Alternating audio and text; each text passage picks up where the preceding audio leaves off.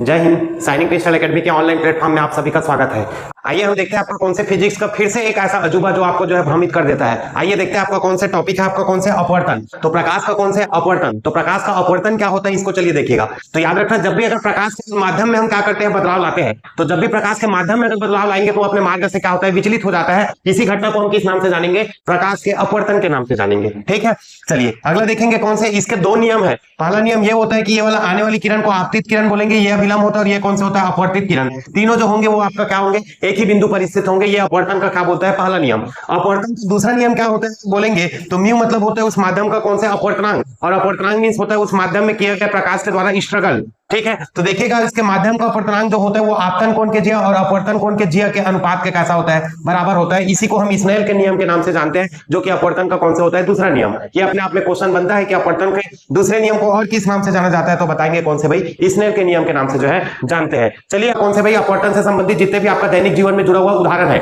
तो देखिएगा आपका कौन से भाई, जब तालाब का पानी साफ होता है तो उसका तली जो होता है वो ऊपर उठी हुई दिखाई देती है, अर्थात वो आपका उथली दिखाई देती है। और उथली दिखाई दे रहा है करके हम कूद पड़ते हैं, तब पता चलता है कि हो रहा है उबुक चुबुक। इसका मतलब समझ जाना कि आपका कौन सी घटना हुआ भाई, वहां पर अपवर्तन की घटना हुआ। तो तालाब का तली ऊपर उठी हुई प्रतीत होती है, किस कारण बोलेंगे, तो अपवर्तन के कारण। वैसे सेम अगर देखेंगे हम मछली पकड़ने जाते हैं, तो जब मछली पकड़ने जाते हैं तो हम जब मछली को पकड़ते हैं तो मछली जो दिखाई देता है उसके थोड़ा सा नीचे को पकड़ेंगे, तब जाकर आप मछली जो है पकड़ पाओगे। ये आपका फिजिक्स बोलता है भाई कि मछली जो होता है वो वास्तविक जगह से थोड़ा ऊपर उठी हुई प्रतीत होती है, किस कारण अगर बोलेंगे तो बताएंगे कौन सा कारण, अपवर्तन के कारण। नेक्स्ट देखेंगे आपका कौन से तारे जो होता है वो टिमटिमाते हुए प्रतीत होता है, किस कारण अगर बोलेंगे तो बताएंगे कौन से भाई, अपवर्तन के कारण। अगला हम देखेंगे आपका कौन से, इस प्रकार से पानी में डूबी हुई कांच का छड़ जो होता है वो मुड़ी हुई प्रतीत होती है, किस कारण अगर बोलेंगे तो वो भी बताएंगे किस कारण भाई, अपवर्तन के कारण। और सेम आपका दैनिक जीवन में और सबसे बड़ा भ्रम होता है कि सूर्य जो होता है एक्चुअल में उगने से पहले और डूबने के बाद भी आपको जो दिखाई देता है, उगने से पहले एकदम से जो दिखाई देता है जिसको हम खुली आंखों से देख पाते हैं, वो आपका किस कारण होगा, अपवर्तन के कारण होगा। और सूर्य डूबने के बाद भी आपको जो है स्पष्ट रूप से जो है खुली आंखों से दिखाई देता है, वो भी किस कारण होगा, तो वो भी याद रखेंगे, अपवर्तन के कारण होगा। तो ये आपका दैनिक जीवन से जुड़ा हुआ आपका सभी उदाहरण जो है आपका अपवर्तन से संबंधित है, इस पॉइंट को याद रखेंगे।